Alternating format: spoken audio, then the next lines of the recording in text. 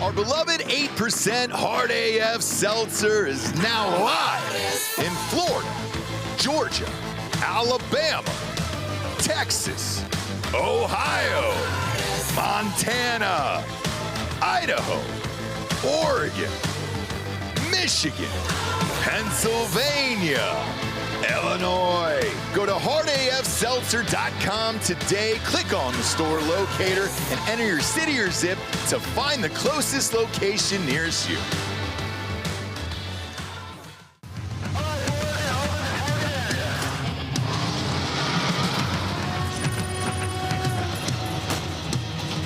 We are gold for energy! Send it! Incoming! Put the money in the bag, man!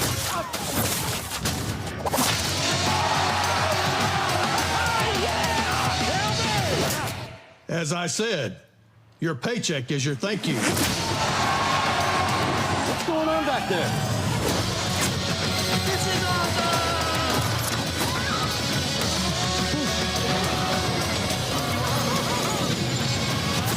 Welcome to Earth! No. Who's flying the plane? Get cockpit. Go. God. Black Rifle Energy, dropping near you. Welcome to Drinkin Bros, presented by OmahaSteaks.com. Yeah, welcome to Drinkin Bros, kids. Welcome to the Friday morning dish here. I'm gonna be honest with you. I'm going through it. Got up early this morning. D'Anthony was up. Hulk Hogan just passed away. He's up there with Toby Keith in heaven. And Macho Man and Ozzy Osbourne and everybody else. I'm not going to apologize for ripping my shirt off yesterday, all right? I'm not going to do it. That's what raw, real emotion is, and that's what you get when you tune in and day out to this podcast. And then occasionally, you'll get a guest who's, well, let's face it, weaker than a man like Hulk Hogan, and he's here today. D'Anthony, who do we got? We have former Navy SEAL Rick. Last name redacted? Usually last name? No, it's fine. Andstrom. Andstrom. Okay, didn't know, Yeah. Rick, and I didn't want to say it because we're live. So if I were to say it, Say it. The internet will blow up. say it one more time, Dan.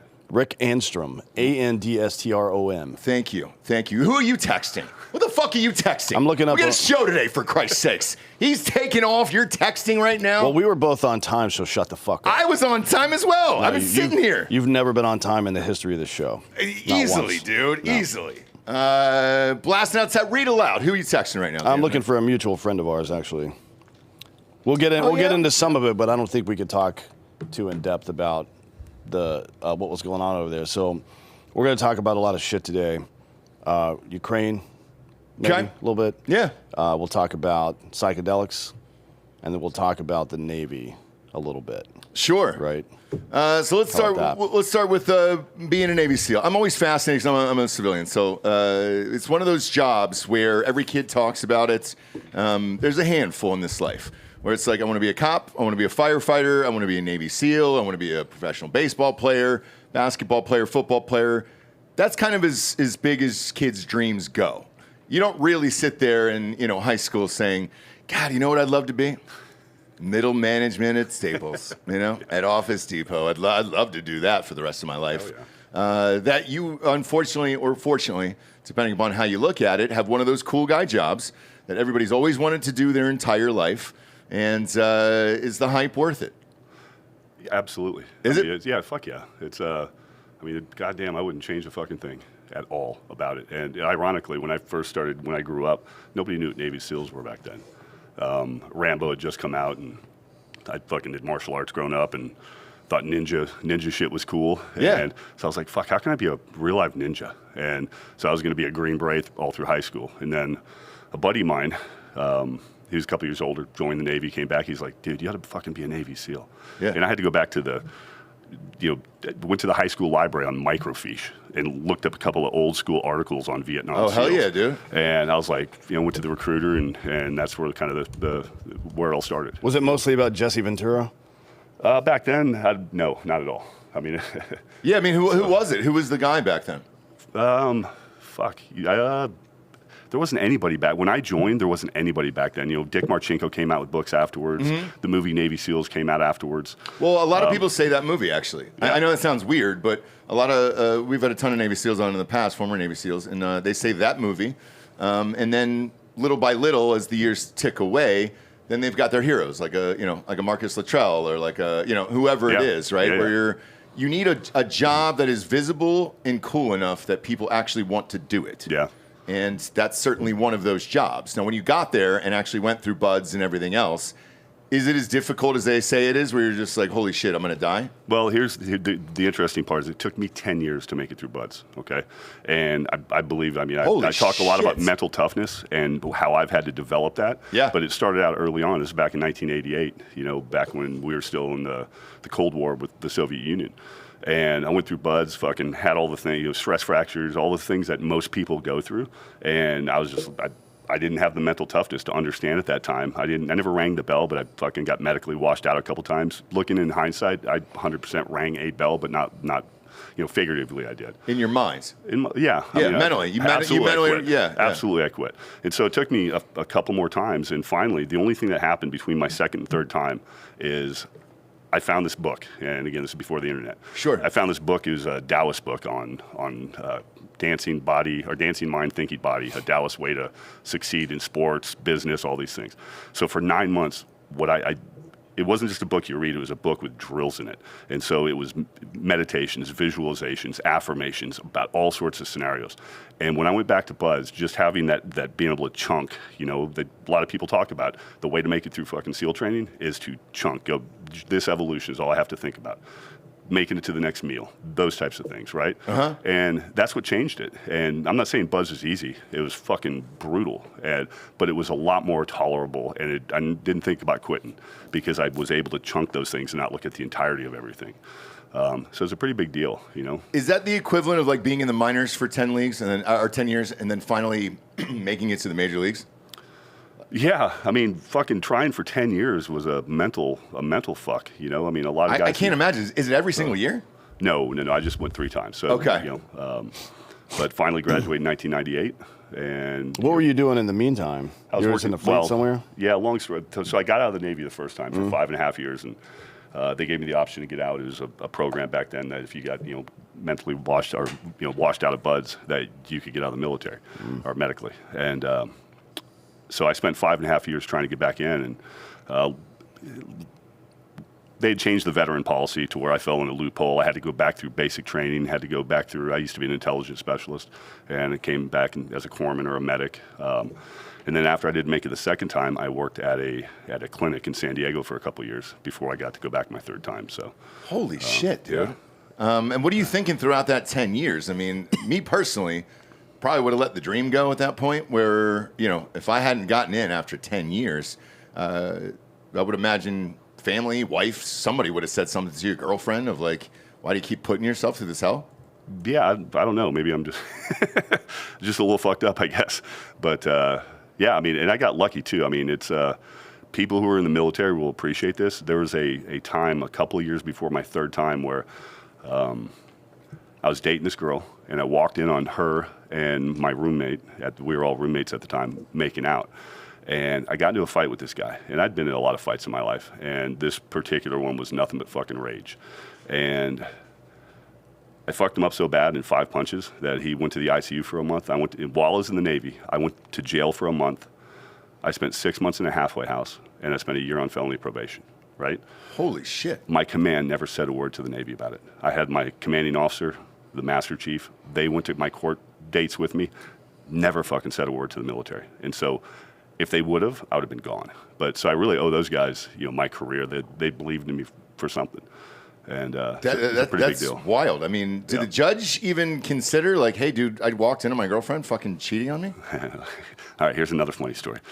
So, no, it was in California, right? Yeah. And all of that stuff was not taken into account. But a few years before that, I told you I got into a lot of fights. And ironically, another roommate of mine I'm still friends with him. We got into a fist fight one time, and I didn't realize he pressed charges. Right? Against you? Yeah, we were still roommates. Right? I popped him in the nose or whatever, and went and cooled off. And the cops came. I guess he pressed charges, or maybe they pressed charges for him or something.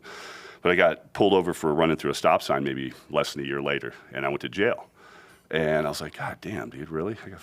We were still roommates at the time. But so somebody comes in while we're sitting in the holding cell, and it was like, hey, does anybody want to apply for a personal recognizance bond, a PR bond, basically get out without having to pay bail or any of that stuff? And I was like, yeah, I'd like to do it. And the guy was like, well, they really don't give it for violent offenders, but you go in front of the judge if you want. Now, this is in Texas. Okay. This is in Houston. And so I go in front of the judge, and I told him the story. And the judge goes, what? You boys got into a fist fight? He pressed charges? Well, hell yeah, I'll give you a PR bond. That boy's a pussy. No fucking way. So that's the contrast of, I think, the kind of the states, that I was. Oh, 100%. Like California, forget about it. Yeah. As soon as you said that, I was like, oh, you're not doing shit there. Oh, yeah. No, you're lucky they didn't give you gender reassignment surgery. Yeah, I'm surprised you don't have a pussy right now. I do, but that's okay. It's a different story. No, that's fine. So, it's in his backpack over there. Yeah, so you finally get in. It's 98. Yep. How long you in for after that? I was in 20 years in the SEAL teams. So where were you on 9/11 then? I had just broken my neck, and so I just had on surgery. A mission or on a skydive coming through. Went through the Army free fall. Ironically, no, I was going through 18 Delta, the Army Special Forces medical program, and we were doing a requalification jump and put us out over the woods and came in through the trees, and just the way I landed, there's a kind of a ditch, and I just hit the side of my neck. And was this at Bragg? Yeah, it was at Bragg. Oh shit! Yeah. Wait, which fucking $1 million baby yourself? Which drop zone was it on? Was it on Luzon? That drop zone. Yeah, fucking one sucks. of those back ones out back. Yeah, Luzon. That one's out back. Yeah, near Rayford. It's like there's all kinds of rebar and fucking trucks in the woods and shit like that have been heavy dropped and just left there. Is that where, I didn't hear anything like that, but it's fucked out there. I never jumped that one, luckily. I never said a word though. My neck was so fucked up, and luckily this is at the beginning of 18 Delta where we're doing labs and didactic shit, and. Now, if you heard my story, it took me 10 years to make it through. Yeah. I just made it through BUDS, and now I'm at 18 Delta, and my neck is fucked up, right? And I didn't say a word to anybody. And luckily, it just kind of healed over the next month and a half. I just sat around all stiff-necked and shit in classes. About a year later, I was doing some lifting and had a lot of strength loss. And I was like, what the fuck, man? And I looked down, and my entire right chest was gone. And so when I went and did all the MRIs and X-rays, they're like, hey, when did you break your neck? And I'm 99% positive that's when it happened. Yeah. But I don't know for sure. So, Jesus Christ. Yeah. And then, where are you on 9/11 then? Sitting in my house on, just in a neck brace. And everyone's really? Everyone's calling, this was in September, and then I jumped back in with the platoon in, I think, October, November. We did our workup and then went over to Afghanistan and went to Bahrain, did shipboarding for a few months in April, and then spent the entire summer into the fall of 2002 in Afghanistan. Who were you with then? 5 or something? SEAL Team 1. 1, okay. Yeah. Nice, good for you. And then how long did that continue? Yeah, how long were you overseas for? That was a 7-month deployment. I did 8 deployments total. 5 of them were combat ones. Went to Afghanistan twice, Iraq 3 times. Did an augment with DevGru in 2009 and 10 on a really cool program called the Omega program. Wow. And that was a lot of fun. What was that about? It was a surrogate program where the agency, as well as DAMNEC or DevGru, SEAL Team 6, they were running a surrogate force that was on behalf of the U.S. government. I mean, they carried M4s and all the same things we did. It wasn't like a bunch of dudes with man jammies and AK-47s, but it was an assault force that we trained, and we went out on missions in Kandahar, a lot of them, prosecuting targets there for 4 months. Shit. Yeah, we know some people that were on that. Remember Jeff? Mm-hmm. He probably would have been near that. Yeah, but as that's going on, because you were telling me before the show started that you knew Bin Laden was in Tora, Bora. And I'm kidding. I was like, what? Yeah. The agency knew. Yeah. But he would have been in 2001, you were at 1? Yep. Yeah, they wouldn't have been briefing platoon guys on any of that bullshit. No. But it's just like point and shoot at that point. Yeah. Back in those days. But at any point, did you know, like, hey, dude, we've heard X, Y, and Z over there, and we're not doing shit about it? Well, as far as with Bin Laden? Uh-huh. Yeah, no, I mean, doing some intelligence work. We got a lot of reporting, from folks, and you had to take it seriously. But no, I don't think nobody really knew. Okay, gotcha. As far as I know, Yeah, yeah. I was only over there for 4 months. I've always wondered. We've heard that story. We've talked about it on the show a few times, where whether or not we knew that he was in that range at that time, and why did it, Yeah, for sure. Yeah, I don't know. All right. Yeah, because I thought while you were here, I was like, dude, if I can get this fucking answer, it'd be great. I'm just curious. You know what I'm saying? Yeah. I can put things to bed as soon as I know the answers and never think about it again. But you got to get the answer. Yeah. That's it. I just want the fucking answer. Yeah. It's the same with the Epstein shit right now. Like, I understand why everybody just wants the goddamn answer, and that's it. Yeah. I'm one of those people where it's just like, okay, cool. Well, I'm probably going to blow your mind because I don't ever watch the news. Good. By the way, you don't really need to. Yeah. The world's going fine. Yeah. We're in a podcast world where it's like, all right, cool. We care more than everybody else, but yeah, dude. Life goes on. People don't care, and yeah, my wife was at a PTA meeting last night. I coached 6th grade football, Yeah, birds are chirping outside. Totally. And I deliberately, like even when we're doing the show, I'll put my phone down, or I'll leave. If I'm coaching, I'll put it out in the car. I don't want to be bothered with it, because when Hulk Hogan died yesterday, it was like the phone was going to melt through my leg. There was so many text messages and everything coming through because I'm a huge fan of Hulk Hogan. Yeah, I saw that. And I was just like, oh, God damn it, man. It just makes you realize how much you hate your phone. Yeah. Where I'm like, if I could limit it to like 10 people, great. All good in life, but unfortunately running businesses and everything else, you can't. Yeah. And so I get it. But yeah, once I have that answer, it's great. And then not watching the news is also great for you. Yeah. Because the world, you drive around, you're getting gas at a great price, groceries at a great price right now. Yeah. If you're not paying attention to the rest of the bullshit, probably able to live your life. And that's exactly why I did it. Literally, that's exactly. I was, fucking saw a lot of combat, saw a lot of stuff, a lot of friends lost, and I fucking was a puppet to the news for a long time. And I was like, God damn, what can I do? Do some research before an election, vote, and go about my merry way. I don't know. Like when this is all said and done, we have no end date for the podcast. We're going on year 10. We've got no end date for it, but whenever it is, I'm gonna just shut off the news and be like, cool. Check out of social media, all of it. Like, don't care. You like doing it though, right? This? Yeah. I love doing this show. Yeah, you can tell. There was some asshole in the comments who I hate it. I never read the comments unless I get a screenshot for advertisers. Last week, I'll never forget, last Friday, I had to screenshot it, and there's always 3 comments on your YouTube studio thing or whatever the fuck it is. And one of them was just a shitty comment about my buddy who was on the show, and they were like, man, he kept fucking with the guests. And I was like, friends with him in real life. They don't see it. It's my buddy, yeah. And dude, I don't want to read the social media comments. Nothing like, just get it out of my face. Yeah. But I've also got 3 kids, and I know they're going to be doing stuff. So yeah, dude, I just want to follow whatever they're doing, and that's it. Yeah. But luckily, they're young enough that I don't have to deal with that for a good 7 to 8 years. You know what you should do is we'll just hire we'll get somebody here that works at the company to do a PDB, a presidential daily brief on your kids. Oh, right? For the just a daily workup on what happened with the kids that day, and that's the only thing you get to read. Do you know how many parents would buy that if that was available? If you had an app of that, of like, all right, great, because even this morning you wake up and you're like, all right, great. School, is there a camp? Is there a thing? Is there a, and you're going through the schedule with your wife, and you're like, okay, cool, I'll be here this and this time, and you're like, man, if we just had like a little briefing of it. I didn't say it like a presidential briefing, and I was like, we just had a little schedule. It'd be great, but it's always changing because kids are coming over, or they're playing with each other, and play dates and all that other stuff. So well, I got lucky. I have one kid, and she's 19 now, so she didn't do a whole lot, so I didn't have to do all the shuffling of shit. And, that's great. But, are you divorced? Yeah. Yeah, I knew it. I knew. How'd you know? How'd you know?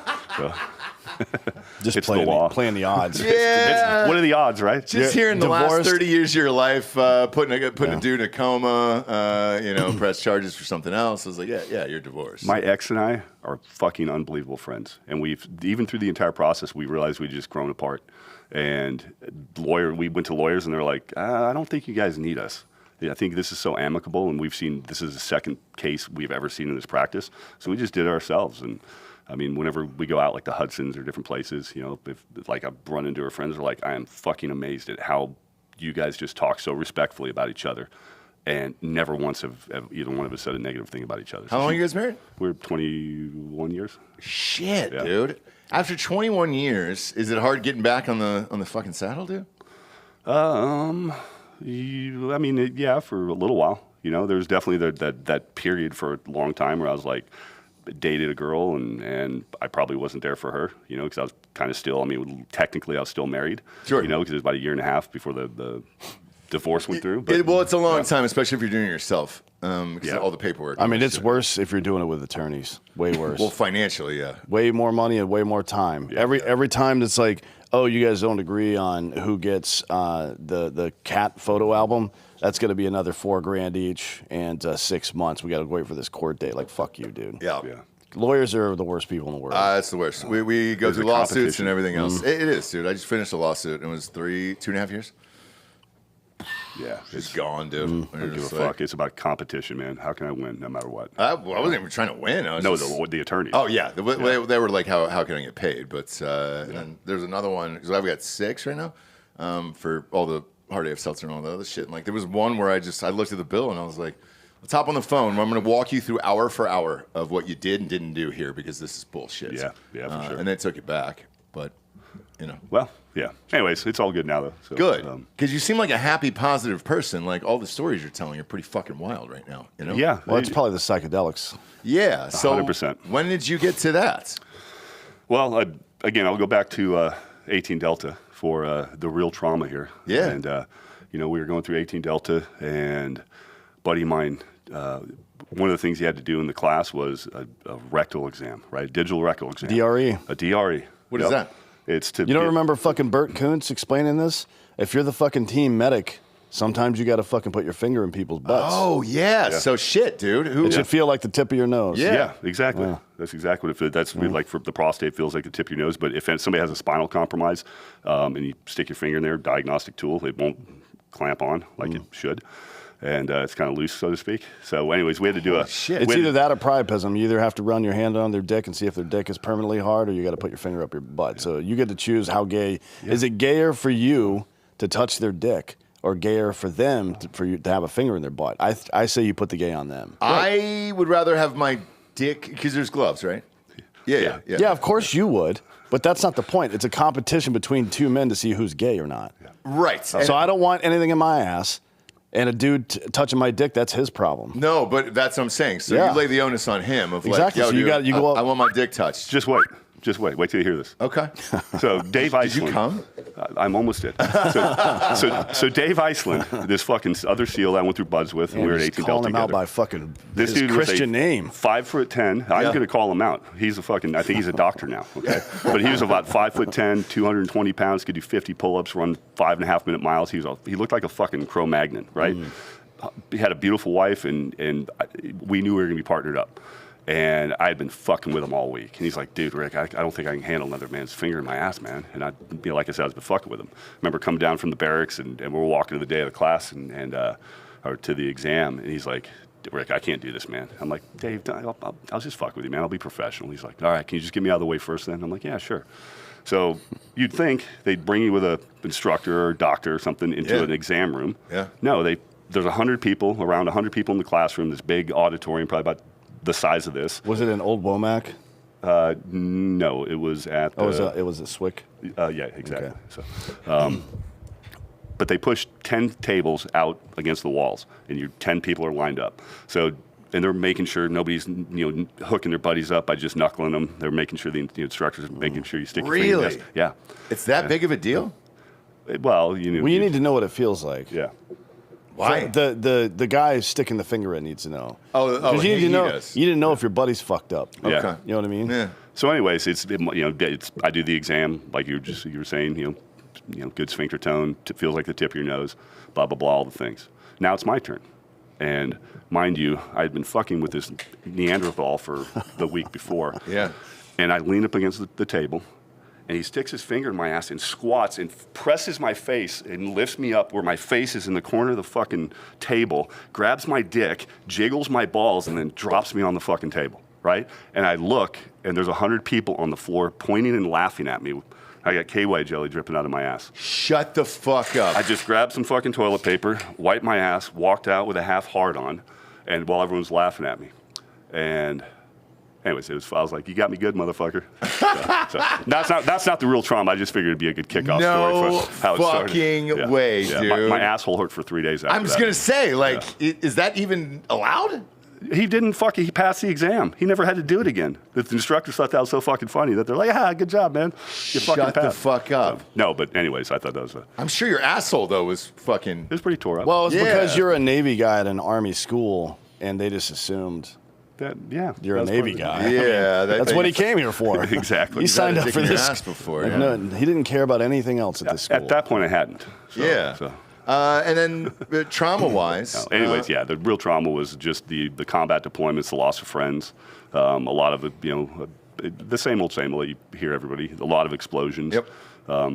Started feeling not myself at about probably 2010, after doing 4 or 5 deployments and just fucking shell of a man type thing. And, had to start getting on hormones. My thyroid was fucked up, getting on testosterone. Yeah, TRT, yeah. All the things. And, what age? I was probably 40. Okay. So, I'm 55 now, so I came in the teams when I was 20, 28, 29. But, it's, and then towards the end of my time in the Navy, I just was like, fuck, man, this sucks, all the suicidal, all the things. Yeah. And, God, I remember I was doing some brain treatment out in San Diego. There's this brain magnetic, it's called MERT, magnetic EEG, EKG resonance therapy, where it's like this magnet where you go do for like 6 weeks and it kind of retrains some of your neural pathways. And I was talking to the technician there and I was like, hey, is there anything better than this? He's like, absolutely. Yeah. Fucking psychedelics, bro. Yeah, mushrooms do that, but efficiently. Yeah, exactly. Right? I mean, that's like a caveman way of trying to remap neural pathways using a fucking magnet. Jesus Christ. I didn't even know they were doing that. Yeah, I mean, it does work. I think the one thing, and we talk about this eventually, but like the integration. I'm a Nazi about meditation, about mindfulness, about non-judgmental thinking, about all these things. That's a part of every morning. Part of, coffee pour over, meditation, fucking shaving my head mindfully, all these things to make me present and focused on the now. So I'm not worried about shit in the past I know I got to make coffee. I don't need to fucking tell myself that 15 times in my head, So if I can pay attention to those things and bring it back to whatever I'm doing, it really helps in life just to stay present. And conversations are a great way to do that. Yeah, for sure. And real quick, because ironically, we need sponsors to pay for these conversations. So let me get the ad reads here because I love these guys and God bless them, man. Thanks for putting us on the air. But it really does keep the lights on. OmahaSteaks.com/Drinkin Bros. 50% off their blazing hot summer sale. Site-wide, 50% off. And then you're going to get an extra $45 off with the promo code Drinkin Bros at checkout. All right, the other day, Bob, I told you I was going to get some of the other good stuff. So I ordered the brats. Those are coming on Monday. And then, Dan, I ordered the wine. So they had a wine club that you can pair up with the steaks. Yeah. So I got that. Those are all coming to the house on Monday there. And I ordered reds. So I don't want to hear it from you. Okay? I ordered reds with the steak. All right? So I'm looking forward to that. White wine is for women. It is. So I ordered the red. Just want to be clear about that. Steaks. I love red wine, by the way. But here's what I didn't know. They had like twice baked potatoes. What are the other sides, Bob? It was like scallions. The scalloped sides potatoes are are really good. Yeah. I'll go to the sides. Go to the sides. They're all goddamn amazing. I The think they've got appetizer section, by the way, too, also incredible. Shit. I didn't order that those cheese balls. What are those called right there? Which ones? The ones you cut open in the middle, the rigatoni balls, I think. The pepper jack risotto cakes. Shit. Oh, those are risotto cakes. Yeah, That's dude, good. I forgot to order those. God damn it. All those are fantastic. It's just deep fried risotto, right? Stuffed baked potatoes. I think, but you could toss it in like an air fryers or whatever if you want as well. I mean, the sides are insane. Like, it's just ridiculous. I know, dude. So that was the only one that was off my list. So I'll let you know about the sides next week. I think it gets delivered on Monday. But I'm just as curious about those as everything else because if I can have all this shit just shipped to my house in a beautiful styrofoam cooler that's already pre-chilled, let's rock and roll, dude. Omaha Steaks has been America's butcher since 1917. Family-owned company. Obviously been around for over 100 years. The burgers. I had to order more burgers for my kids in that thing, so I got the smash burgers as well, built for the grill. You get 16 of them if you choose that option, but there's a million of them to choose from. You can also create your own package. So if you want burgers, steak, chicken, pork, seafood, just the desserts, just wine, just the sides, you can do all of that. So yeah, we ordered a bunch of stuff for next week. End of the summer's coming, and everybody's getting ready for football season. So the last few cookouts before school starts here in Texas, which is very, very quick. I know, Bob, your wife's probably amped about it, right? August 15th, I think it is. Yeah, she can't wait. Man, that's the one thing Texas got right. Start school early. That way you can have all your neighbors over, have a nice back-to-school cookout. Go to omahasteaks.com/Drinkin Bros. 50% off their blazing hot summer sale and an extra $45 off at checkout. The promo code Drinkin Bros. And again, that's omahasteaks.com/Drinkin Bros. Promo code Drinkin Bros at checkout for an extra $45 off, along with that 50% off site-wide. Next up, we got AmericanFinancing.net/Drinkin Bros. Prices for the last few years, well, they've been high. And a lot of people have had to reach for the credit card. Fuck you, Jerome Powell. The interest rates have got to drop at some point. Jesus Christ, man, so we can start moving things around here. Credit card debt has reached an all-time high, and it's trapping Americans. American Financing can help homeowners pay off interest debt by using their home's equity. So again, this is for all you homeowners out there. I know this. I say this on every third episode, I think, but it's true. Their mortgage consultants are salary-based. American Financing is licensed in all 50 states, so there's no incentive for them to put you in a loan that doesn't make any sense. On average, customers will save about $800 a month. I've used these guys, I think, 3 or 4 times now, and over the years. And it's one of those things where why you save $800 a month? Well, the interest rates on your house is 7.5% to 8%. The interest rate on your credit cards is 20 to 30%. I'm sure you never used any credit cards in the military. Never. Not once. And it's killing us, dude. So, yeah, you can take the money out of the house, swap out that APR. You'll save yourself roughly $9,600 a year, which is a lot. They don't charge you for any upfront fees to ask you how much you can save. You might be able to close in as fast as 10 days. And more importantly, you might be able to delay up to 2 mortgage payments, creating even more savings. They've helped hundreds of thousands of homeowners. You can check out all their amazing reviews on Google. The process is pretty quick, so you need to go to AmericanFinancing.com/Drinkin Bros.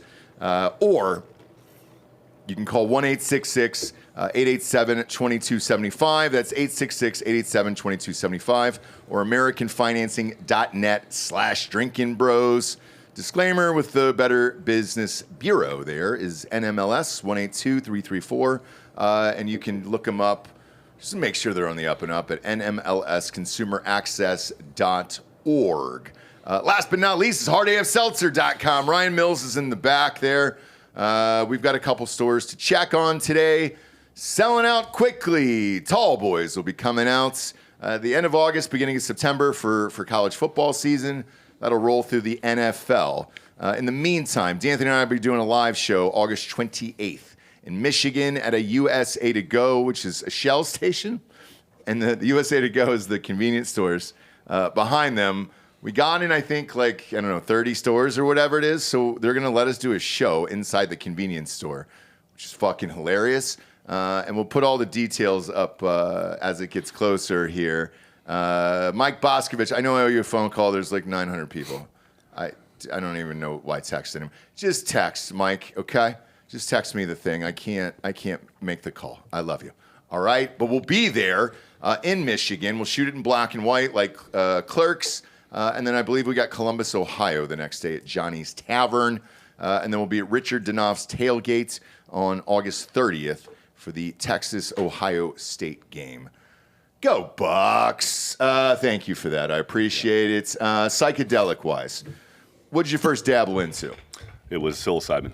So mushrooms? Yep. Okay. Yeah, it was a heroic dose, and it was with one of the technicians at the brain treatment place, and he brought a buddy of mine and I, and fucking blew my mind. I was I felt like a different person. First time taking mushrooms? Yeah. Yeah, well, that's everybody. Yeah. So did that, and then started looking at what I could do, what else I could do, and this is early on in Veterans Exploring Treatment Solutions with Marcus and Amber Capone, and talked to Marcus on the phone, and got me down to Mexico, did ibogaine and 5-MeO-DMT, and was a lifelong atheist before that. 15 minutes later, I wasn't. Really? Yeah. So mushrooms, we all know about. Ibogaine, I'm going to know a couple. I know two people personally, two friends that have done it. Yep. What was your experience? Because that's something they're trying to legalize right now. Yeah, of course. It's going through the Senate and all that stuff in Correct. Texas. Yes. And, yeah. The experience was, it was so eye-opening.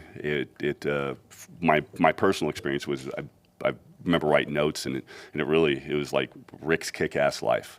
It showed me a perspective of my life, of just how awesome it really is. It was weird. We can get into what it was like, but zooming out and kind of walking through my day from like a bird's eye view.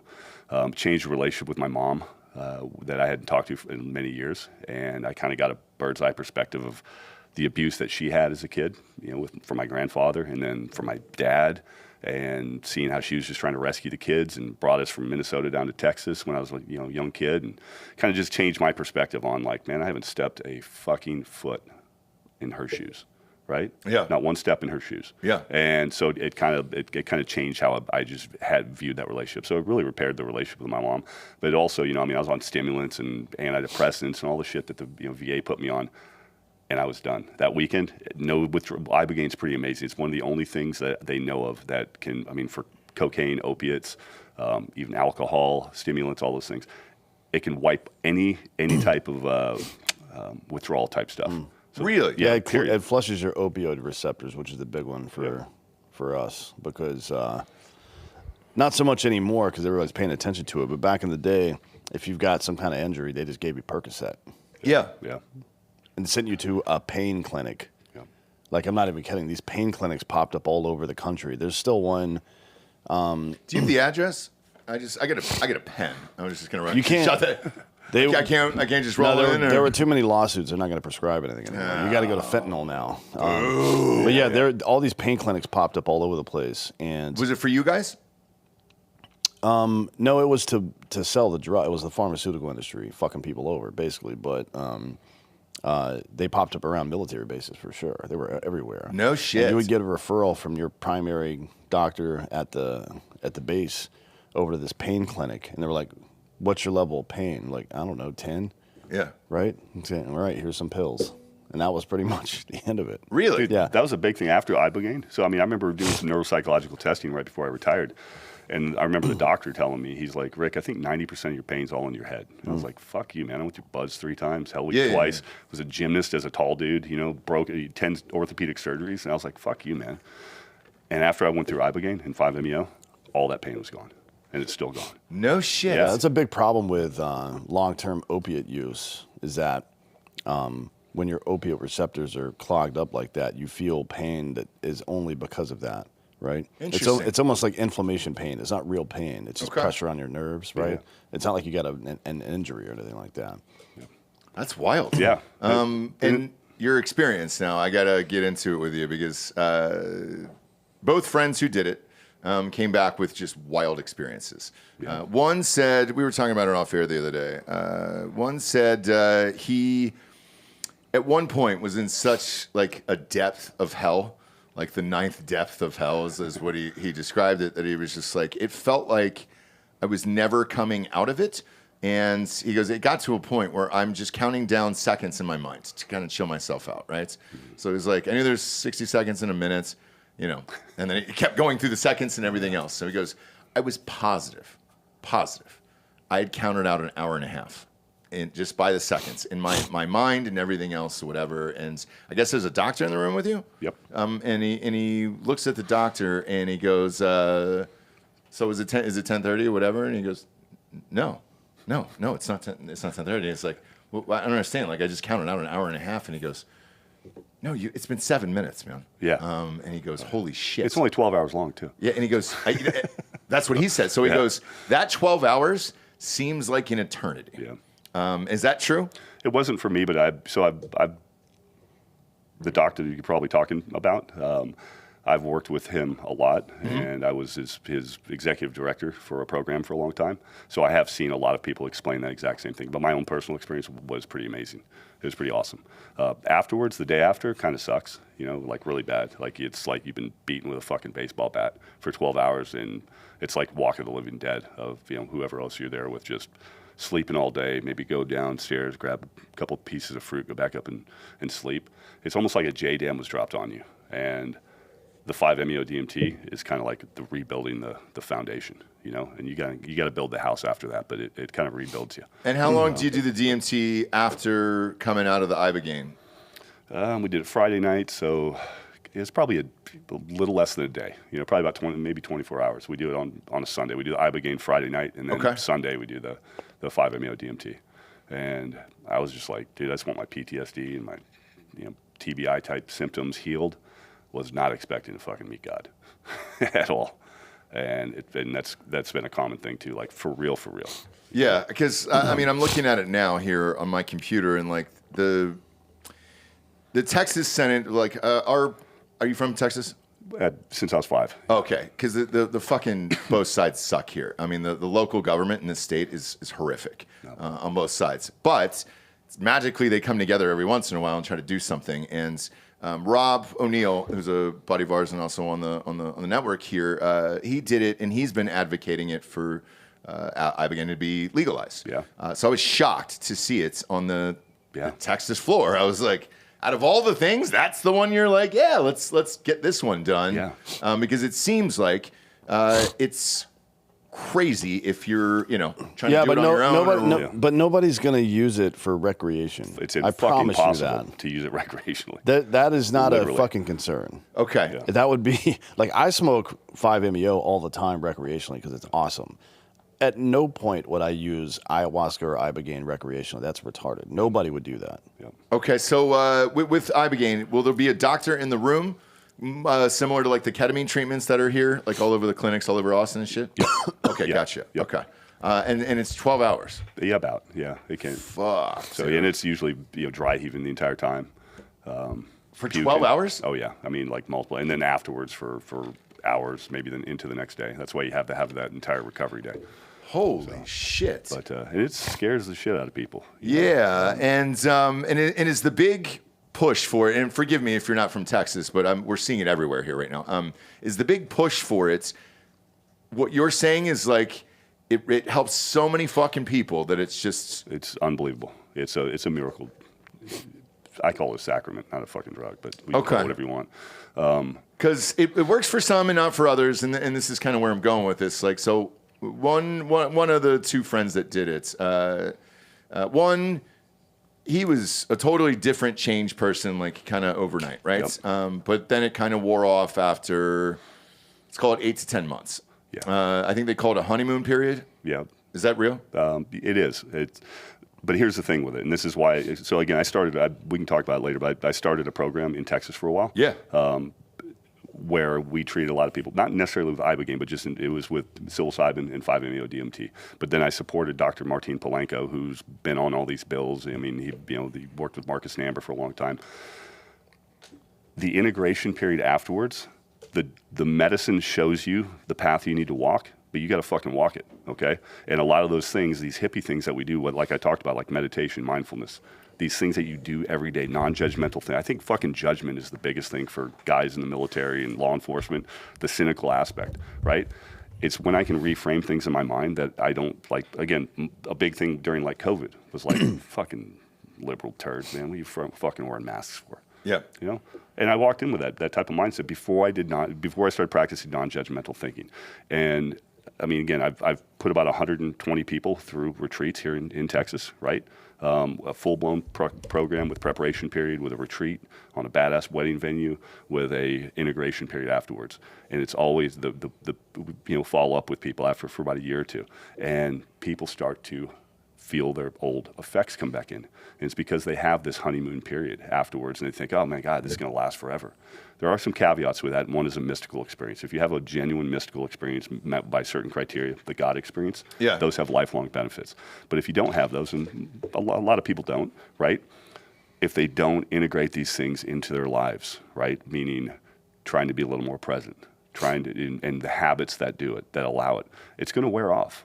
And again, we've had a lot of repeat offenders, so to speak, people coming back through, and it's like, all right, man, do the things now, because it makes a difference. And it's almost to the point where I have made it a point not to use psychedelics because I want to prove to people, right, and to myself, that I can do the things that you need to do afterwards to sustain this, right? And that you only need it once. I did it twice because the first time I felt that honeymoon period, and I didn't know this is 2019. Integration was kind of like, yeah, make sure to integrate this thing, and I was like, okay, whatever. Didn't know what that meant, but it's now like now at Vets, talking with Amber for a long time during this, I was like, you got to fucking integrate this stuff. You got to teach people how to bring this back into their lives so that you're limited on donor funds, you're limited on seats. And if people just keep coming back because every 6 months they need a tune-up, right? Without doing the steps necessary that can really sustain these things, it's kind of irresponsible in my opinion. Not saying she was, I'm just saying, but it's irresponsible of us as practitioners, so to speak, if we don't convey just how fucking important doing the work is. Yeah, intentionality is really the thing that matters. Yep. So he said reframing. I talk about Adlerian psychology a lot. That's where it comes from. It's called positive reframing. So Adler would call this private logic, where this is what I was talking to Derek White about at First Form a couple months ago. You build, in the same way that you build or destroy or fuck up neural pathways, you build shortcuts in your brain for ideas. And one of the a big part of it is your personal identity, right? So you start thinking that I'm a failure, I have no intrinsic value, people don't care about me, blah, blah, blah. Adler calls that private logic.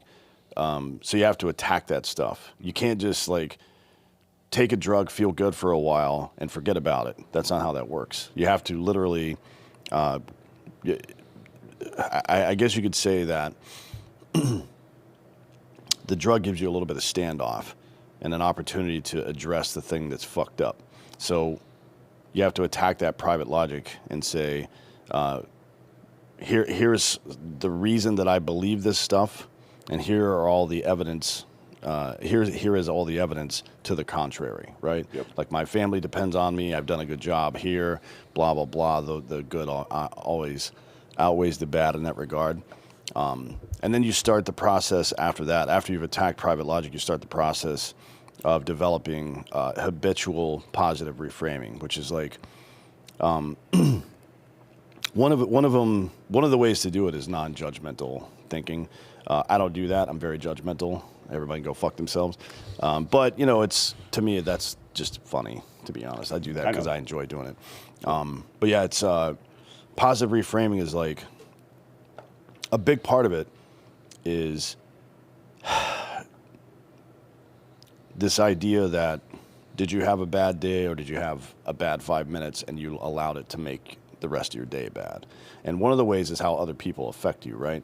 And one of the ways that you allow other people to affect you is by constantly taking them at their worst possible meaning, right?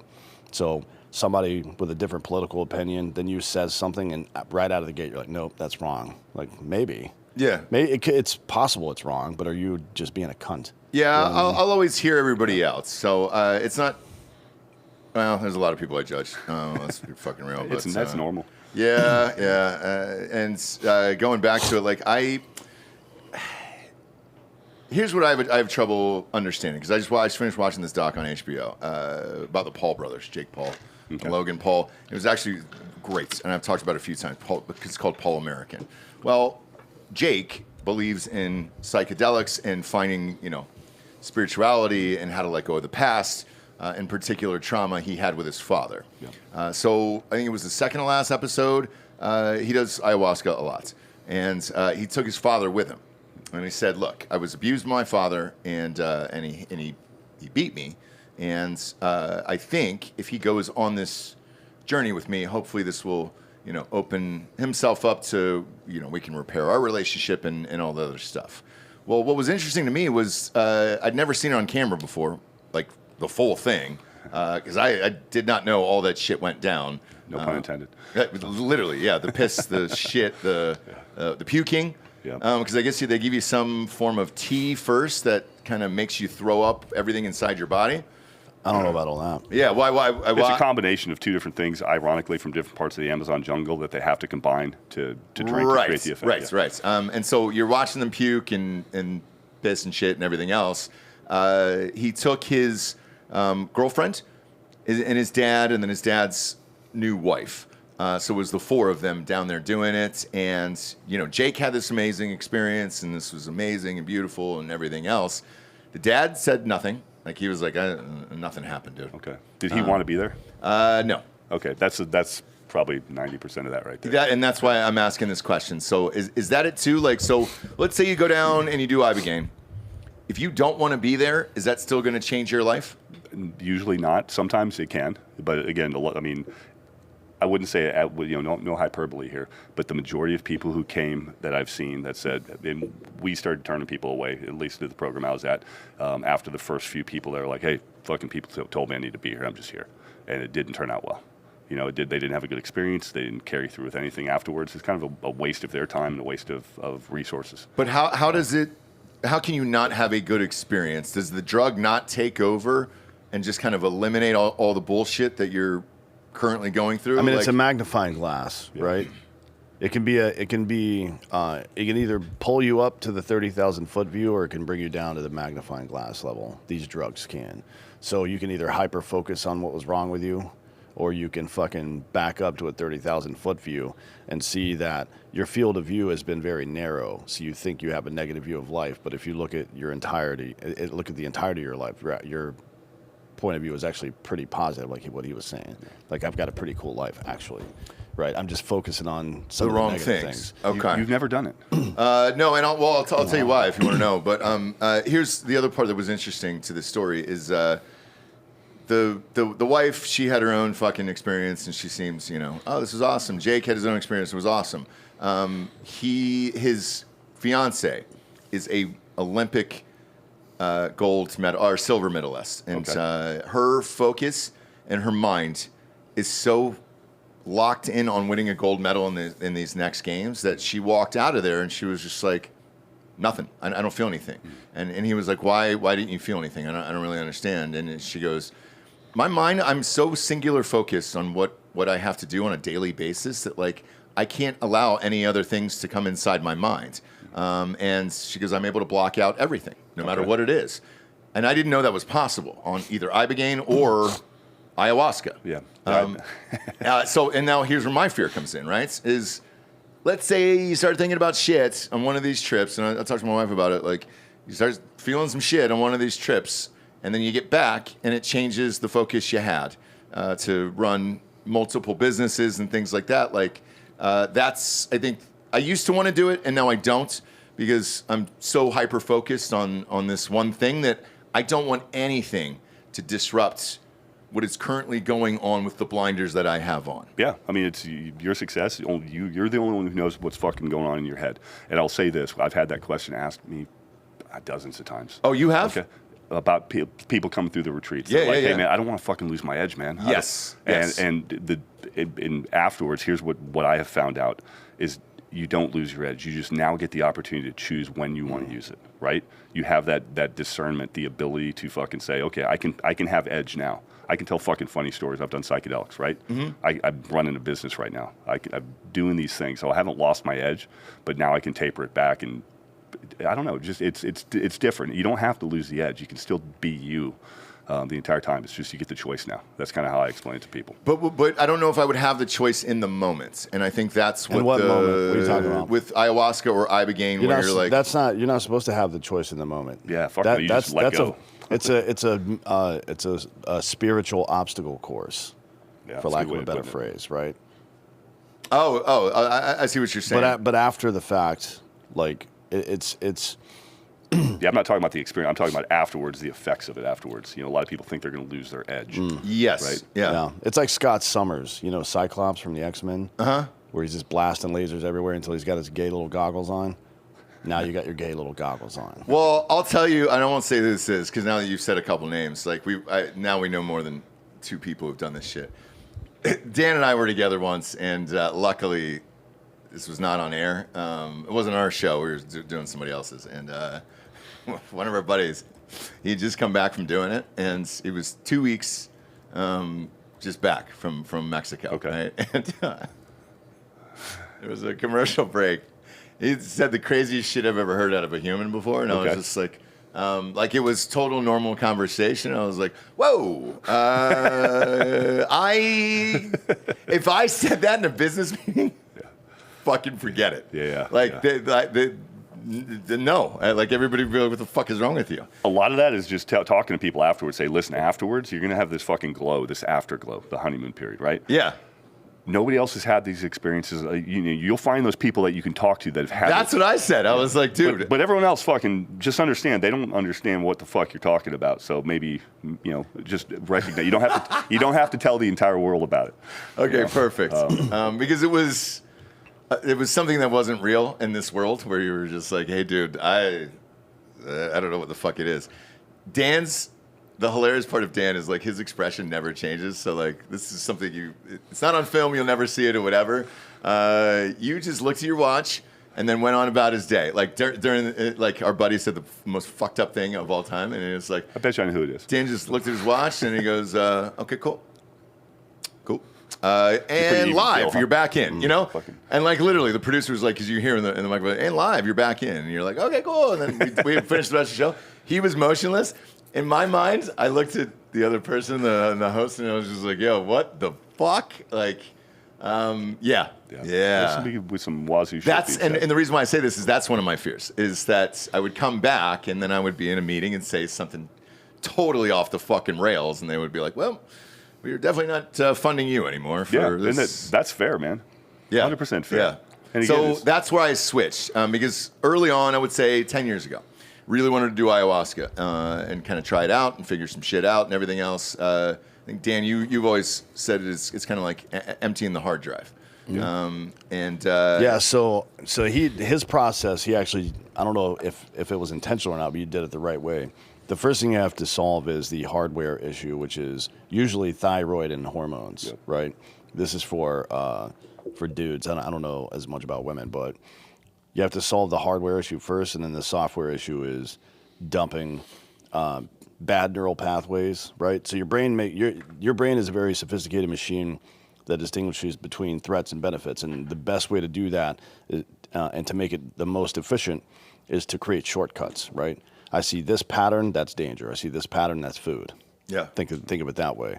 Well, your brain, when you have traumatic experiences, especially early on in life, ones that you don't really remember, it creates neural pathways that are wrong. So you see a pattern, whether it's the way somebody's walking, social behavior, the way that some particular emotion makes you feel internally, and it's incorrect, right? Your brain has learned the wrong thing, and now you have to unlearn it. And that's one of the things that the heroic dose of psilocybin helps with. Like, it just... Is that what it's called? Heroic dose? Yeah. Yep.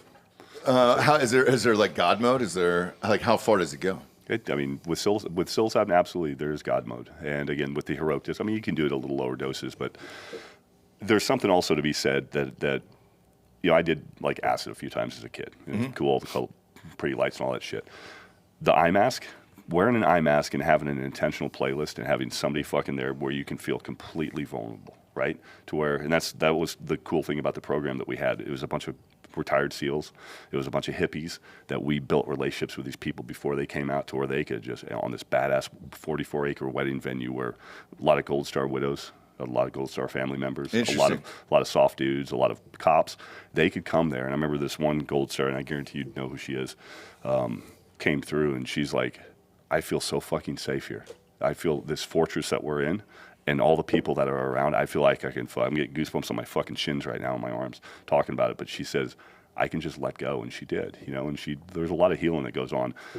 The cliche as it is, and Dan, I know you know this, set and setting, the mindset that you go into it with, but also the environment that you're in and how safe you feel really, really is a true key to a real true healing process. Yeah, think of it like sterilizing before surgery, right? Yep. You know what I mean? I used to take, way back in the day, I used to take these mind expansion classes. And it was in LA, and you put this helmet on. These fucking lights. Oh, Scientology. Yeah, I wish.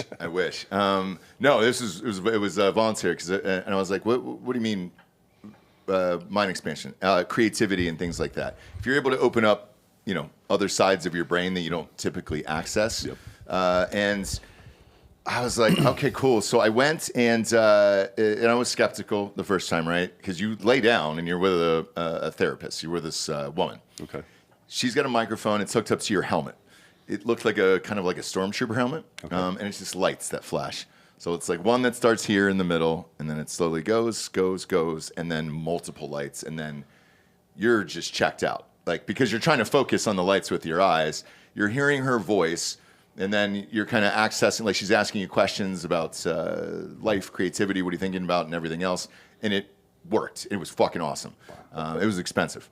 But I kept going, It's just like, dude, this is fucking amazing because it's the first time you're able to check out, and then with somebody there who is like a calming, soothing voice, you can access different parts of your brain. Now, this had nothing to do with psychedelics or ketamine or anything. Like, right. It was... No, that's EMDR probably. I was going to say, that sounds like EMDR. Yeah, and for whatever reason, they shut it down after like 3 or 4 months. I didn't get to do it anymore. Okay. And there wasn't any places like that back in the day. So, but that was the first time that I was just like, okay, if you're with the right people on the right trip, let's call it, even though this was, no drugs involved whatsoever, yes, I can see how that would be very, very helpful. Yeah.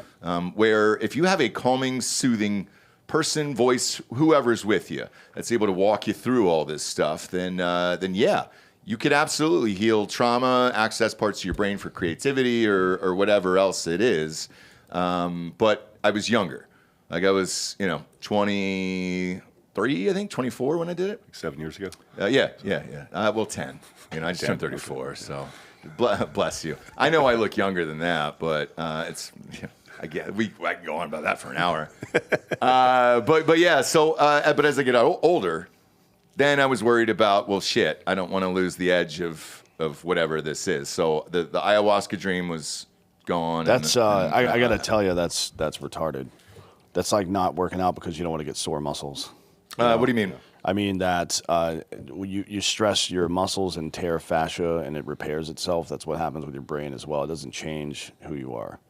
I know, but it is the intentionality that people don't have or that they do have that's in the wrong direction that changes who they are. These people that get that think that healing is some lifelong journey instead of something to get done now so you can progress.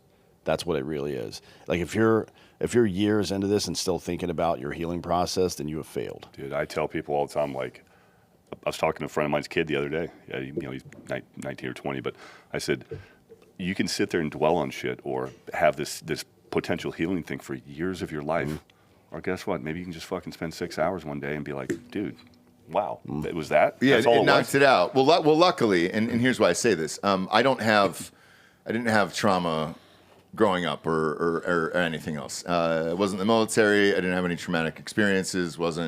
Every fucking person on this planet has some fucking trauma. Whether they're a little kid that was 4 years old, that got told something that we don't look at as now, we're like, oh, that wasn't a big deal. But to a fucking 4-year-old, it might have been a fucking really big deal at the time. I'm just telling you, a lot of the stuff that we've seen and supporting Martin Palenko and then doing my own thing for a long time, there's so much childhood trauma that is stuff that's just held and repressed. I'm not saying you do. I'm just saying I would be real surprised if there has not been something in your life that has an effect. I'm not trying to talk you into doing it. You're going to absolutely, if you ever want to do it, I tell people, fucking, you'll know when it's time. I feel like you're forcing me to create a trauma. Maybe. I don't know. Maybe I love cyclists, Maybe I was raped by one. No, I'm kidding. I hate cyclists in real life. Yeah. So. No, I mean, I had a regressed memory, a repressed memory that came out when I did this. It was a childhood thing, It wasn't anything too crazy. It was fucking wicked stepdad when I was in 6th grade who was a fucking pedophile, like I didn't remember it until I had the experience, and I was like, oh, fuck yeah, that did happen to me. He was like, trying to touch my dick to see if I could get a hard on. No shit. I was like, whoa. I was in 6th grade. I was like, whoa, hold on a second.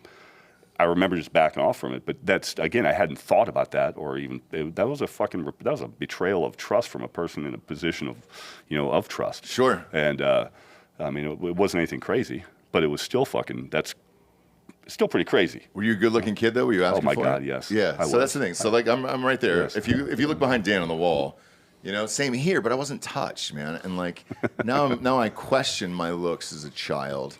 Bob is the same way. Catholic, you know. Oh my altar boy. Both of those guys are altar boys. That's how I over tell there, people so it's making it through buds. People are like, "How do you make it through buds?" I was like, "It's called altar boy syndrome." That's how you fucking make it through buds. You disassociate like an altar boy. Nothing happened to me that God didn't want to happen. Exactly. Why don't honestly, like all those other kids, grow up. Yeah, grow up, you losers. No, but luckily, yeah, I don't really think so. I think I've only had like a repressed memory come up, but it had nothing to do with like childhood. It was something else, and yeah. So Don't get focused on repressed memories. Usually, it's not something that on the nose, to be honest. So like what I would recommend is like think about some things that you do habitually, or that you think about habitually, or you experience or feel habitually that are getting in the way of what you're trying to accomplish. And then try to work backwards from why that is the case. Because usually it's something, we call it trauma, but it's like that's a pretty negative word. It might just be you opened the wrong door one time and saw something. No, I don't mean like your parents fucking or anything. yeah, I didn't see that. That is one of my memories, though. Very Yeah, few memories. I remember walking. That wouldn't bother me. Luckily, Yeah, me that too. didn't happen to me. That wouldn't bother me. I would fucking. You would stay until Mom, completion. You look great, Mom. I would just like slow clap at the end. No, but that's not even what I meant. I just meant like maybe you created a bad pathway, neural pathway at some point that is not that big of a deal, but it's something that's getting in the way of what you're trying to do. That You know what I myelin mean? has been reinforcing and built that habit over and over. Yeah, you got to think that like How most. so? Just for example, What do you mean? like what's an example of that? So what he was saying, that's an extreme example, but maybe at some point, and this naturally happens to children because life is complicated. You need something in the moment. Our parents are doing their best, but they're not. The Gen Z and millennial parents were not the best at doing certain things, right? And it only became a problem because they were around so goddamn much. Usually we would be off somewhere else or in the fucking fields trying to stay alive or some shit, right? Yeah. But the modernity kind of put us together a lot, and then kids need X, Y, and Z. So we have a tendency to send our children away when they're being dicks, right? Like, hey, shut the fuck up. You're being a dick. This is unacceptable. Go to your room. Yeah. That's the wrong answer, right? So, I mean, psychologically speaking, the kid is expressing that they need you in some way. And our tendency is we want them to be good adults, so we punish them in the moment for what we consider to be bad behavior. What we don't understand typically is that bad behavior is a symptom of them needing something from us. So in the moment that they need us most, we send them away. That happens, our generations especially, that happened routinely. Yep. Now, it's overcorrected in a very gay way recently with the helicopter bullshit, right? Yes. But it's still a thing to do. So the kid's doing something stupid, being a dick, and you're like, hey, you're being a dick. Now come over here and sit down and tell me why. Right. Right? All right, you're a good kid, I love you. But knock that shit off. That's how you're supposed to handle it. That's reductive. But in your childhood, it probably didn't happen that way because most people's childhood doesn't. Yeah. Because that's something we're learning now. So your brain learned that when you need somebody the most, they're not going to be there. Yeah. That's something that, and then That's what I was trying to say. yeah, most of our memories are memories of memories, right? That that become exponential over time. They're not accurate for the most part. Even eyewitness testimony from hours ago is pretty inaccurate with regard to like eye color, hair color, shit like that. We don't remember. We remember the memory, not the actual thing. So it gets reinforced over and over time, and then all of a sudden you're an adult, and you have this instinct not to trust institutional authority from people who care about you, right, or something like that, and it maps its way onto all the rest of your life, and it gets in the way of a lot of stuff, right? It turns you from a skeptic into a cynic, which is not a good thing to be. Yeah. Interesting. Yeah, because luckily nothing in childhood. There's some things as an adult pissed off about or whatever, and yeah. You're married, right? Yeah, married. Long time. Yeah, and that's one of the things I'm like, if you really want to know how you are, Yeah. or if I want to know, I talk to the spouse. let's have a real conversation with the spouse. I'm not saying that would happen. It's like, well, fuck. Oh, I have over the years, yeah, because I think that's healthy, and especially when no, you're I mean somebody outside of you. If you're like, no, I'm good to go, man. I'm fucking good. Let me talk to your wife. I'm not saying that she would say anything different, but a lot of times it's like, well, he does. We have to, there's some other things. That, for sure, sure. And I think, look, especially if you're you've been in a long relationship where it's just like. There's ups and downs and everything else, but at the end of the day, you love each other, and you're like, all right, great. How do I help you with this, or how do we work out this? And you try to figure it out. Otherwise, you can fail. You can have a failed relationship real quick, where it's just like, hey, dude, sorry, man, that's not gonna happen, bro. Yeah, I am not trying to talk you into doing psychedelics ever, but do them. Well, here's the thing. When I was, I don't know, let's say college, for example, right? Mushrooms. Yeah. I loved all that shit. So it was fun, man. It was a lot of fun. But I also look back I think the reason it was so fun was I didn't have a care in the world. Yeah. So like I didn't have any responsibilities. I didn't have to put food on the table or pay a mortgage or anything else. So I was able to do it and be freer. And then I did it. I remember doing it like later. Let's call it 5-6 years later, right? Yeah. And at that point, I already had like a production company and shit, and I was already making stuff. And I was like, and I did mushrooms again for the first time in a while because I had so much responsibility. I was thinking about shit that I didn't really want to think about on mushrooms. Yeah. And that's when I was like, fucking A, man, dude. I don't want to think about work. Like, I'm in the woods right now on mushrooms. Like, I want to think about just having a good time or see something fucking melt in front of me. I don't want to think about that's a lack of that's a lack of intentionality, though. Like if you know what you're doing, you go in expecting something like that, and then you learn to understand what time is. Right? It's fake. All this shit is fake. Everything's happening all at the same time, always, essentially. And you have to choose what you're focusing on. The first thing you got to master is yourself. And that's like breaking yourself down like that is the best way to learn how to do it. Just in the same way that like getting fucked up physically teaches you that you can go way harder than you really thought you could. Yeah. It's like once the people know this, I think, institutionally after they experience it, but before they have no idea. Somebody that's only run like a mile or two in high school or whatever during gym have no idea what their body's really capable of.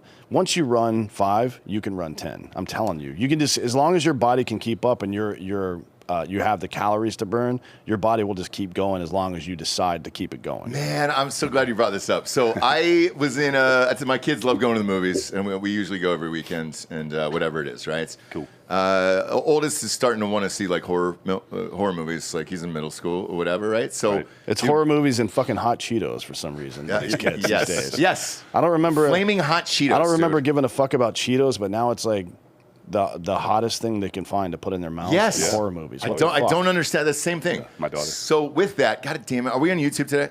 Yeah. We are. Fuck. I wish we could play this trailer. Forget what you think politically about Stephen King for a second. He really is one of the greatest writers and storytellers of all time. And there was a movie that I saw a trailer for that was so basic. It's such a great concept, and the trailer looks like such a great execution. I was like, God damn it! And it's called The Long Walk. Okay. And it is, they look like police officers. I don't know what the real story is until I see the movie. And all they're doing is following these 15 kids down on a road. The story's kind of like a Hunger Games situation. It's kind of like that same setup in a. So if you stop walking, you get killed. Yeah. Although I will say, even though it sounds like that, the book is from 1975, so it predates Hunger Games by quite a bit. Yes. Well, look, everything he does, and this is what pisses me off about Stephen King, he's probably one of the greatest minds of all time as far as writing goes. And like, God damn it, man. Like, all of these have been turned into amazing movies and all this other shit. But like, as this trailer's going on, if you end up watching it, you'll see these kids that like, I mean, when the first kid gets his head blown off, you're like, oh fuck. then all the other kids know it's real. Yeah. Well, as they keep walking, to your point, Dan, the fucking, you don't know how far you can go. This one kid's got a broken ankle, and it's just, he's bleeding out of his leg and everything else, but he keeps walking and he keeps walking. I would watch, and I don't know what the answer is because I didn't read that book, Bob, but like, I would watch just that to see who was mentally tough enough to keep going and how many fucking miles it actually was. Well, that's how we always conceptualize mental toughness, right? Is the ability to endure physical pain. Yeah. But the ability to endure psychological distress is a much greater test of your actual mental resilience, right? 100%. Yeah. I agree 100%. too. Like, But if you can do psychologically, this is the issue that we have though. A lot of people can do one and can't do the other. Yeah. But it's the same thing. You just haven't fucking mapped it over there yet. Fucking look inward. Yeah. Most people have a hard time. They're scared shitless of looking inward. They can fucking endure the physical stuff. Yeah. Fucking hard as fuck. Right? It's when you can take a real fucking look inside yourself and whatever that means, and progress past that and just be really fucking honest with yourself. Right? It's hard for people to do that, and I understand why. It scares the shit out of them. Yeah. You know? Yeah, because you're worried that you could change one way or the other. At least I am, I guess. You're worried you can change one way or the other, where you're like, oh, fuck, man, I didn't think that was that bad. Yeah. And now it's making it worse. Yeah. I mean, it's not even that they're that bad. It's just they're afraid of what they might find. I think. Yes. I mean, I don't know. Danny probably have a more articulate way of describing that, but. Yeah, I mean, we have different people have called it different things. A spark, uwea. There's a bunch of names for it, right? But it's the self, whatever that happens to be. And there is a physical version of it that we don't fully understand, because I think it's a physical object in the next, like the fourth spatial dimension. That's what I think. We're not going to get into too much of that because it's too complicated. But whatever it is, that is you, because it's not your body. Like, your physical body is not you. Right. And the way that you know that is every 2 to 10 years, depending on your level of exercise and health, every atom in your body is different. Literally everyone. Your brain, your eyes, your teeth, fingernails, everything's different. Well, your fingernails are dead, but everything is different, right? So it can't be your physical body, because that is constantly getting replaced. There's something else that is you. And that is the thing that we hold on to in the moments of great stress. You'll notice that if you do some of these heavy psychedelics, your world will shrink down to a one dot, right? And that's who you are, that thing. And then when you project all this stuff onto it in your daily life, right? Your brain that's solving all these problems all the time and taking in all this data, you have an idea of who you are. I'm a father, husband, I'm a fucking Catholic, whatever the fuck it is. It doesn't matter. Everybody's got that whole thing. And you have this, people that are, people that haven't truly faced themselves have a very flimsy and, in my opinion, fraudulent view of who they are as a human being, right? And people who have not tested themselves are the same.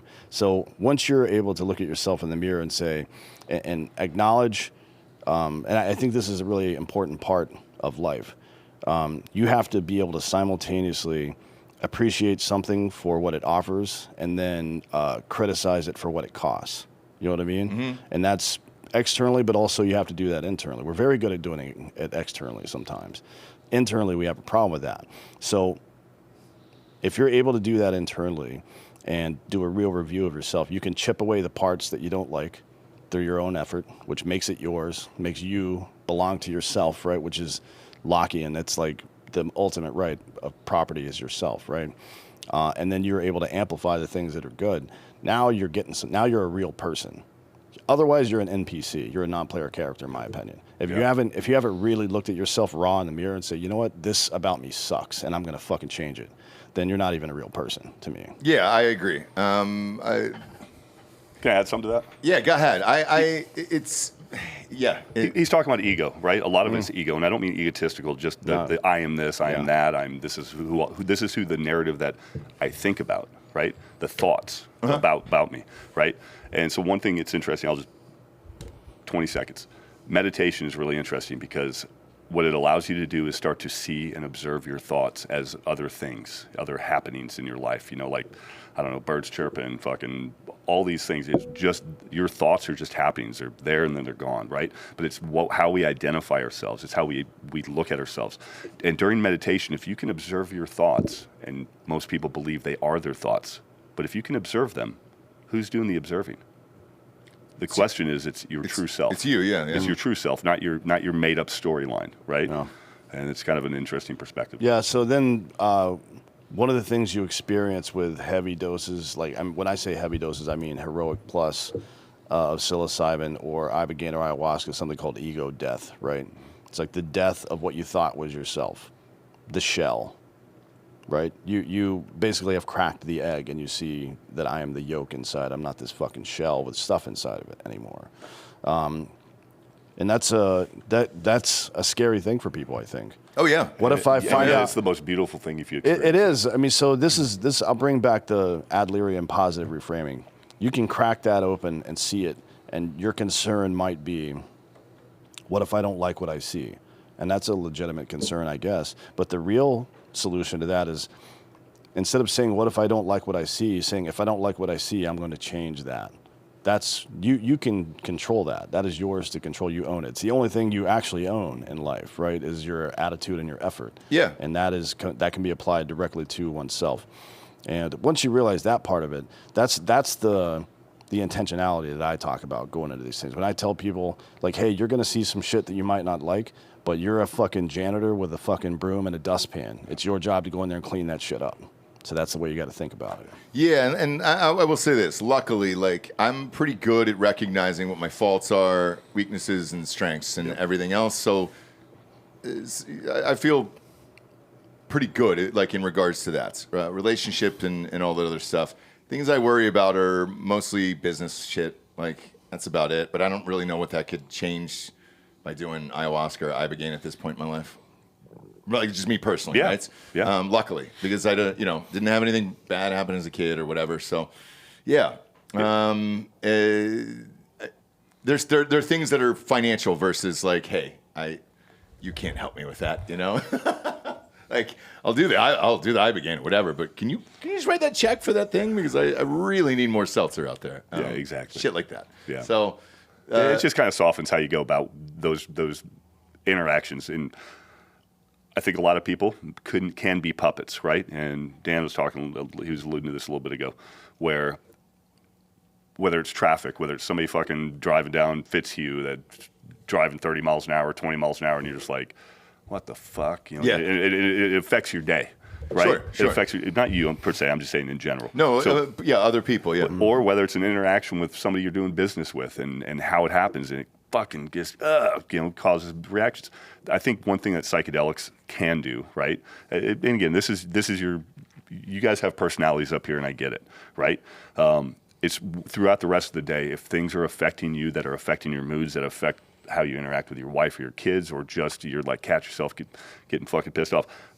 Psychedelics and the work afterwards can absolutely soften all that shit. It can be like, well, what can I do? Yeah. You know, or the interaction with business people, you know, I don't know, it can just make the relationships and the interactions a lot more fucking just neutral. Yeah. Right? Yeah, I mean, so I have like one of the strategies that I learned is I've got, despite having no emotions physically, right? Yeah. I do feel a lot of anger from time to time.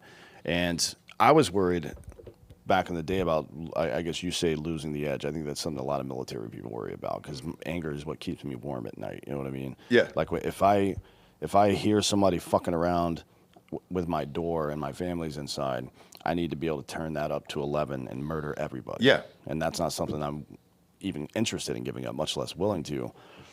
So, you know, if you're going to carry that around, you got to have a pressure release valve. Otherwise, you're going to be a cunt all the time. You're going to be irritable, because stuffing negative, I guess, stuffing that down all the time can make you feel negative. So you have to find strategies to release it. Whatever it is that's going to be healthy for you, it's not going to be the same for everybody else. But, you know, it's okay to be angry, and it's okay to express anger. And I think that you should find a way to do that in the moment, if it makes sense. For example, you get in a fight with your significant other, whomever it happens to be, or somebody else. Like, train yourself to use, it's fine to use an abrasive tone, in my opinion. What's not fine is to say mean shit to people, right? Because you don't know if, I just train yourself to immediately assume they didn't do what they did on purpose. I think is a good thing. It's a positive reframe. And then be like, hey, that fucking pissed me off. What you just did fucking really pissed me off. Yep. And then sit in it.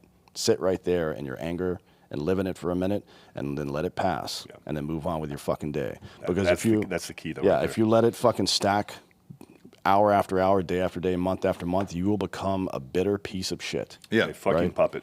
Oh yeah.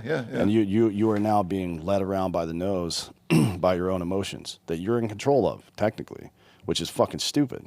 That doesn't make any sense. So one of the things you do, does it seem like I've lost my edge? I've done more psychedelic drugs than anybody you've ever met in your life. No, but I think if I'm being totally honest, I think you're able to control your mind better than a lot of people. Why do you think that is? Because I've tested my mind over and over and over with again. psychedelics. So no. I'll let me rephrase this. I think if there's something you don't know or a question or an answer or whatever, like you personally, because I know you, will go and buy the book, find that thing, and then get the answer, and you'll be able to move on with whatever it is, right? Losing the edge, I think your mind is stronger than everybody else's because you're able to separate it inside your mind, whereas I don't think there's a lot of people that are. That's a discipline. Yes. I wasn't born able to do that. You don't think so? No, I know so. It's me. Dude. You know? My nickname in the SEAL teams used to be Red Rick. Why? Because I used to get so fucking pissed. Oh, really? Yeah, and I'm not a pissed guy anymore. It's training. Yeah, but I can see it like in you, obviously. Like yeah. At any moment, dude, you could go full. It's about to fucking come out right now. Kool-Aid man and go right through the goddamn wall, and I understand that. But do you think it was psychedelics? You personally? Yeah. Okay. Yeah, but I did it intentionally. I did it with that in mind. Right. I started very young, before the military even. And so for me, I just did it for fun, recreation, going to a concert or something like that. So yeah, two totally different things. However, I've seen it help a lot of people. And I kind of view it the same way as I view religion.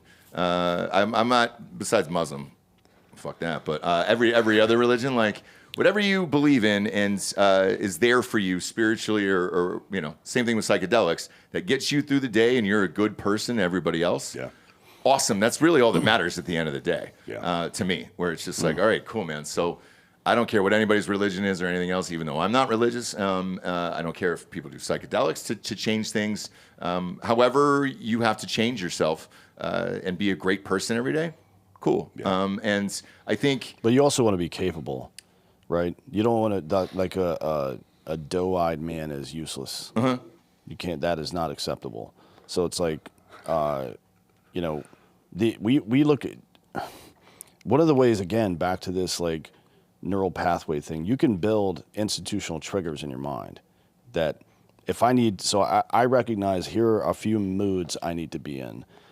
I'm going to get tested and I'm going to feel fear or I'm going to feel anger in times where it's appropriate but not acceptable, right? So I'm going to feel, my kid says something fucked up, I'm going to feel anger about that. But my approach to him or her can't be anger. It has to be the right approach because this is my duty to serve this child and make them a good adult.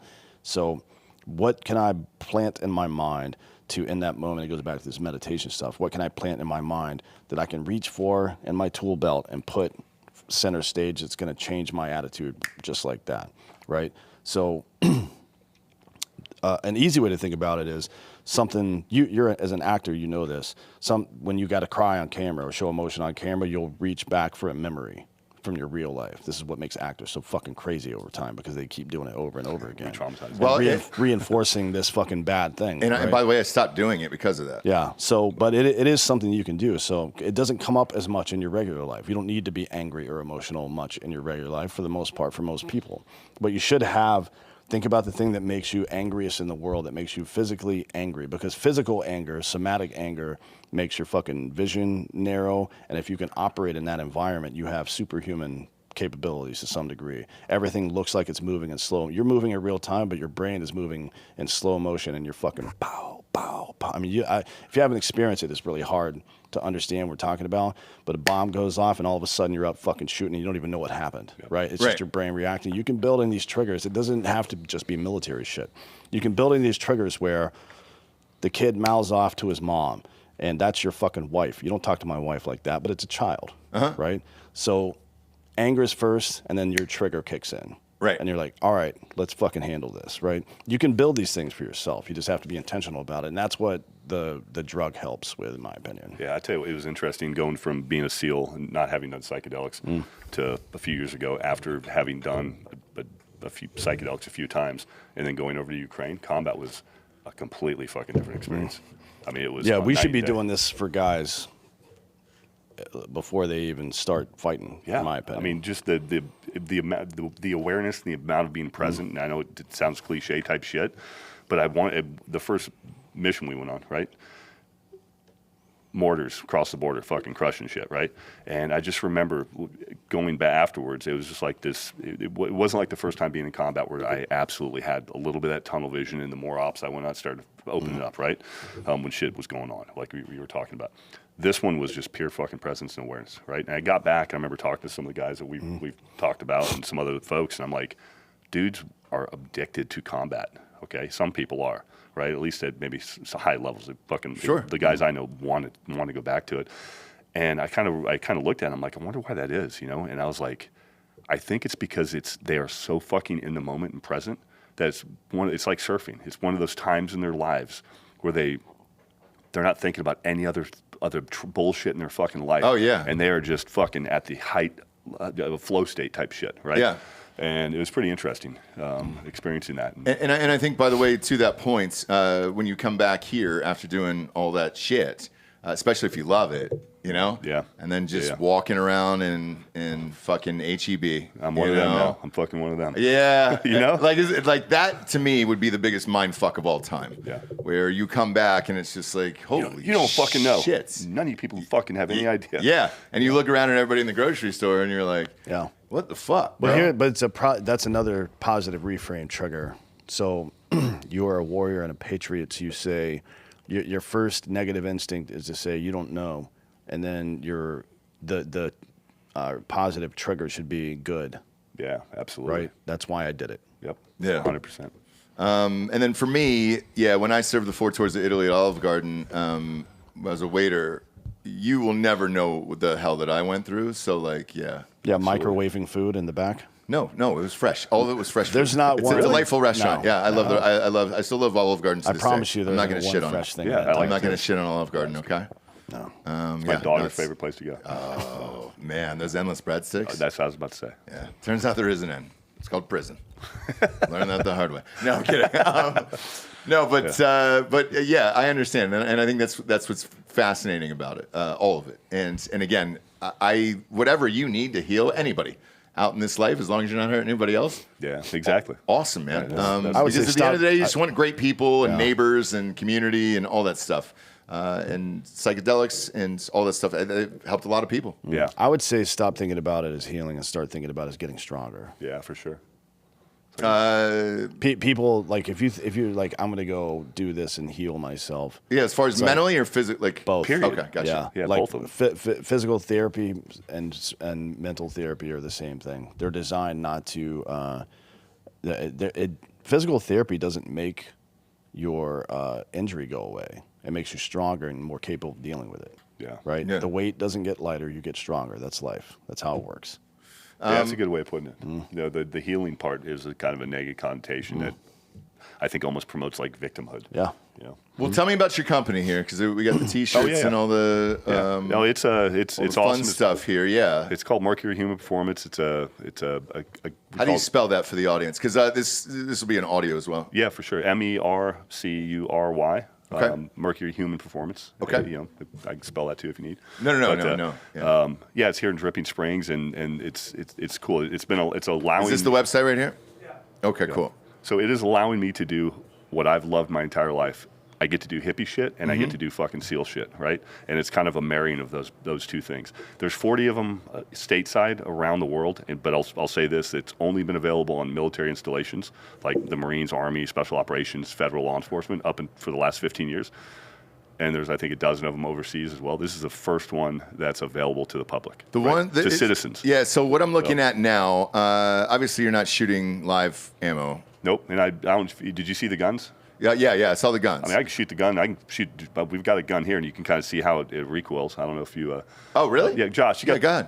Bring it over here. Bring it over. I don't give a shit. Yeah, it's an infrared laser inside a barrel, right? And then we have like 15 infrared cameras that pick up the shots. It's very ballistic. Thanks, brother. It looks real. But yeah, have you fired Same one weight before? too? Have you fired one? Yeah, not in a while, but yes. So just strap it back, put it on fire, right, and just fire it. See what it feels like.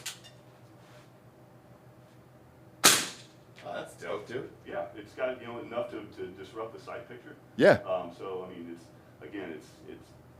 it's a human performance optimization company, which Yeah. it is about marksmanship, and one of my other employees, an awesome dude, a former SEAL Team 6 guy. We do teach all the tactical shit. We do teach all the tactical stuff.